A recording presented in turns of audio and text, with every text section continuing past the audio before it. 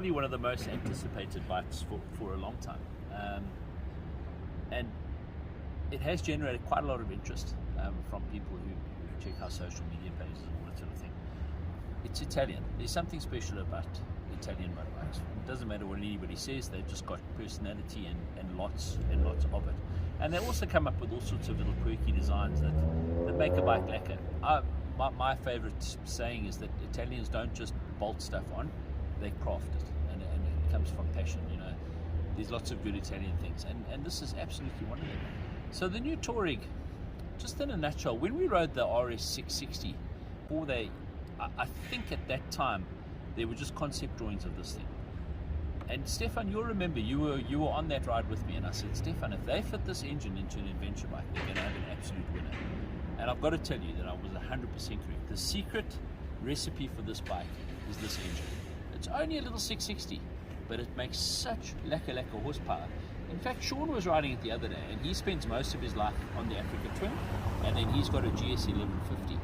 And he said to me, Glenn, you know what, this thing feels closer to 1,000 than it does to a little bike. And that's literally what the power is like on this bike. Power delivery, the Italians have the performance absolutely down pat. But that's only one part of it. They've mated it to a chassis that is just so stable and so comfortable, and the suspension is absolutely brilliant. You'll see in the magazine, we gave it to our rock hopper Kyle, who took it out into the bush, and he came back, he said, Glenn, this is a big dirt bike, that's what it is.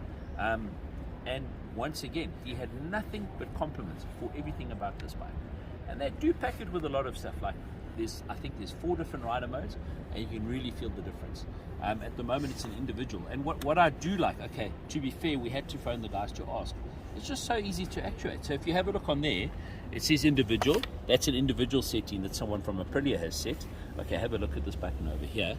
To change your setting, you just go under there, you push it again, it goes to explore. To change it again, just a little button there, click, and it goes to urban. Change it one more time, boom, and it goes to off-road. So off-road, the power delivery is nice and soft.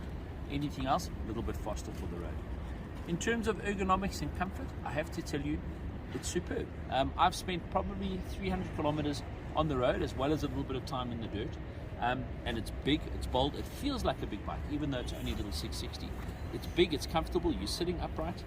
There's not a massive space in your groin. I don't know what Sean calls it, but you know, the seat isn't ridiculously wide. You can easily get your feet on the floor, which is very important for smaller riders. The bar position is perfect. The ergonomics between your pegs, your knees, and your handlebars is absolutely excellent. It feels like a big bike. There's 2 things they seem to have missed, but I think you pay for it as an additional extra. This bike is priced at 265,000 South African rand, okay? If you want the quick shifter to work, you have to pay them another 4.5 grand. And then the other thing is, there is Bluetooth enabling on the TFT screen, which is very easy to scroll through. All the controls and things are easy, but you've got to pay an additional amount to get that added. Another thing that we missed, and this is, Stefan, show them the back of the bike. There is a little grab rail there, okay, but I suspect that that's more to move the bike around than for anything else. Where does your pillion hold on? And the other thing that's missing, and a lot of people want to know this, it doesn't have a carrier. So I suspect that Aprilia has optional extras, but in my opinion, at this price point, perhaps that should have been included as standard. I love the styling. Have a look at that headlamp. It's just typical Italian, and it's really absolutely beautiful. Something different, something unique. You will absolutely stand out from the crowd. Look at the backside. Same thing. Beautiful little molded tailpiece, and it's just sexy. Everything about Italy is absolutely beautiful. So guys, if I were you, if you're in the market for something like this, I would not honestly aim it at a bike like, let's say, KTM's 890. I think the 890 is actually a different motorbike. It's a toss-up between the T7 and this. I would guess those are the 2 bikes in this class. I know there's a Ducati coming at some stage, although we haven't had any updates on that whatsoever, but there'll be 3 bikes in this class. And if you have the budget for a motorbike like this, it's something that you should go and have a look at and take it for a spin. And if you want to know more about the bike, you can look at our July issue, where everyone who's ridden it will give you their 50 cents worth. But it's well worth the wait, and it's something you really need to go and have a look